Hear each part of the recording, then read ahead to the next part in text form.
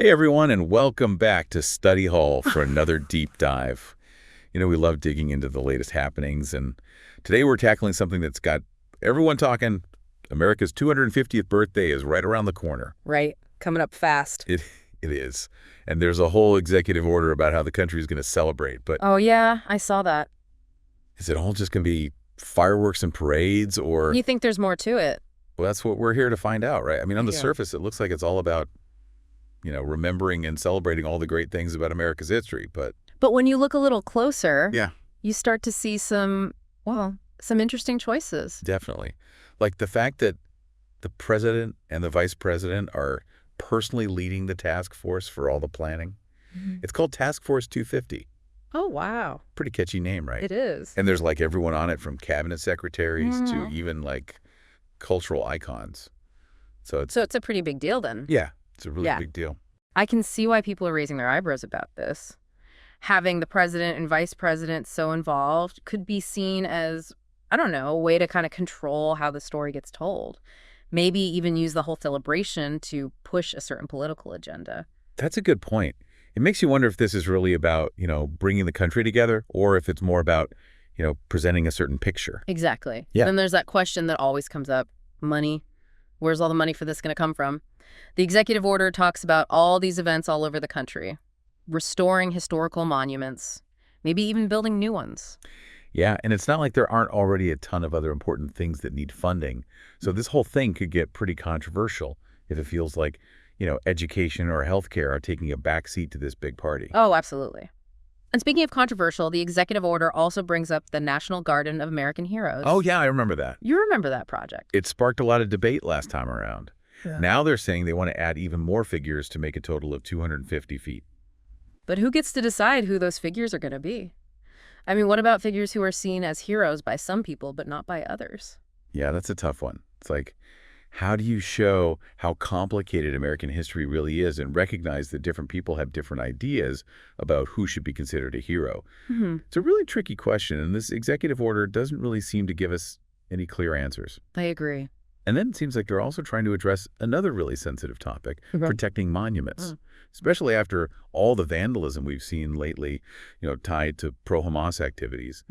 The executive order specifically mentions the attacks on federal officers and the defacement of the Treasury Department and the Christopher Columbus Memorial Fountain. Yeah, no one wants to see our national monuments vandalized, but this executive order actually reinstates some older ones about monument protection and gives even more power to law enforcement. And that brings up some serious concerns about, could this go too far? You mean like increased surveillance? Yeah. Or even restrictions on protests? Could this actually end up limiting free speech just to protect these monuments? It's possible. Yeah. And it's something we all need to be watching closely because while it's important to protect these national symbols, it's also important to protect our basic freedoms. It's a tough balance, for sure. And speaking of things that need to be balanced, how are they going to make all these plans happen so quickly? The deadline for agencies to submit their plans is March 1st, 2025. Wait, March 1st? That's like a month away. It is. It makes you think, is there even enough time to plan everything properly and make sure everyone feels included? Or is this just going to be a rushed and maybe even exclusionary celebration? I don't know. It's a big concern. And it brings up a much bigger question about what kind of celebration do we as a nation really want? So we were just talking about that deadline, and it really makes you wonder, who's actually going to be doing all this work? Well, the executive order does go into some detail about who's going to be on Task Force 250, besides the president and vice president, of course. It's a mix of people from all the different government departments, like high-level officials, Got it. Secretaries of State, Treasury, Defense, like basically the whole cabinet. Wow. So it's like all the big political players? Pretty much. But it's not just government people, right? No, you're right. They're bringing in people from cultural institutions, too. Okay. Like the National Endowment for the Humanities, the arts, even the Smithsonian are all mentioned. Which makes sense. I mean, you'd want to have those perspectives to make sure the celebration, reflects all the different cultures we have in this country. Exactly. Yeah. That's the idea, at least. But with so many different people involved, can they actually all work together? You've got different priorities, different goals, maybe even completely different ideas about what this celebration should be. It's like one of those giant committees. Right. And we all know how well those usually go. Yeah, you're not wrong. But okay, let's say they actually do figure out how to work together. What exactly is this Task Force 250 supposed to do? Well, the executive order gives them a pretty big job. They're basically in charge of planning and running every part of this 250th anniversary celebration.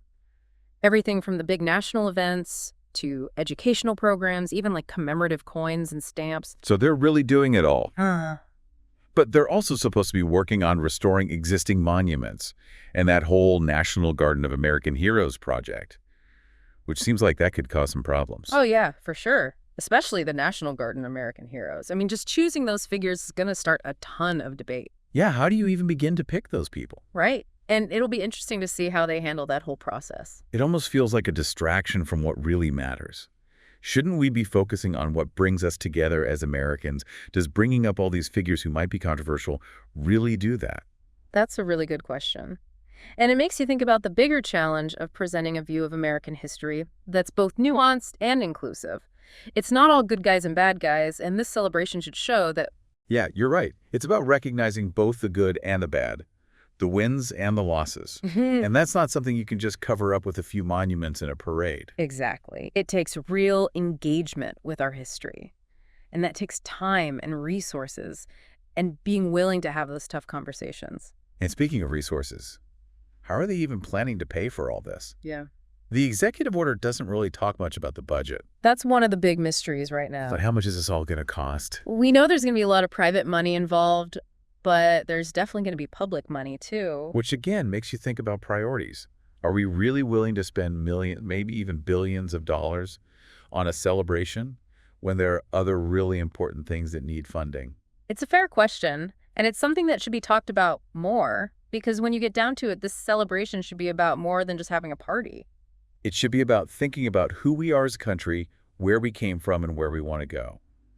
And that takes more than just slogans and fireworks. It takes, honestly, looking at ourselves and thinking critically and making sure everyone is included. And it also means being aware of the things that could go wrong and making sure our leaders are doing the right thing. Which brings us back to that deadline. Agencies only have a month to submit their plans. Is that really enough time to think everything through and get input from everyone? It's hard to say. But one thing's for sure, we all need to be paying attention. Because this celebration, whether it's good or bad, is going to show who we are as a country right now. That's a pretty powerful thought. Yeah. It's not just about looking back at the last 250 years. It's about figuring out the next 250. Exactly. And that's something we're all responsible for. So where do we go from here? How can we as individuals, make sure this celebration actually does what it's supposed to do? So that's the big question, right? How do we actually make sure this celebration is more than just a big show? Well, I think it starts with realizing that this is everyone's celebration. It's not just about, what happens in D.C. or what some task force decides. It's about how we as individuals and as communities, choose to be a part of this moment in our history. So it's not just about, watching fireworks. It's about actually being part of the conversation. Exactly. And that conversation needs to be honest and inclusive, and it needs to deal with the good and the bad parts of our past. We can't just celebrate the easy stuff. We have to acknowledge the tough stuff, too. Like the fact that for a lot of Americans, this anniversary might not feel like something to celebrate. There's been a lot of pain and injustice in our history. That's a really important point, and it's something we can't ignore. This should be a time to look back and think, and maybe even heal. So how do we go beyond just recognizing the problems and start actually working on solutions? Like, what can we as individuals actually do? Well, one thing we can do is learn more ourselves. Don't just rely on what you hear on the news or see online. Read the executive order yourself. Dig into the history and try to find different points of view. That's a good idea. There are so many resources out there, online, at libraries, through community groups. Right. And once you've done some research, talk to people. Have those tough conversations with your friends, your family, your coworkers. Share what you're learning. Listen to what they have to say and try to find some common ground. It's about building bridges, not walls. Right. Even if we don't agree on everything, we can at least try to understand each other. Exactly. And if you're really passionate about something, get involved. Volunteer with organizations that are trying to make this celebration more inclusive and meaningful. There are so many ways to help out, whether it's supporting historical preservation or promoting civic engagement or advocating for social justice. Right. And don't forget that your voice matters. Contact your elected officials, write letters to newspapers, speak up at town hall meetings. Let them know what kind of celebration you want, what values you think are important, and what concerns you have about the current plans. Because at the end of the day, this is our celebration. It's a chance for us to come together as a country and figure out what kind of future we want. And that's a pretty amazing opportunity when you think about it. It really is. It reminds us that history isn't just something that happened in the past. It's something we're creating every single day. So let's make it a history we can all be proud of. Well said. And on that note, I think we'll wrap up this deep dive. Yeah. But of course, the conversation doesn't end here. We hope you'll keep exploring these issues, talking to people in your communities, and making sure your voices are heard. Remember, this 250th anniversary is a chance for us to reflect and learn and shape the future we want to see. Thanks for joining us on this journey. We'll see you next time. Until then, keep those minds curious and keep those conversations going.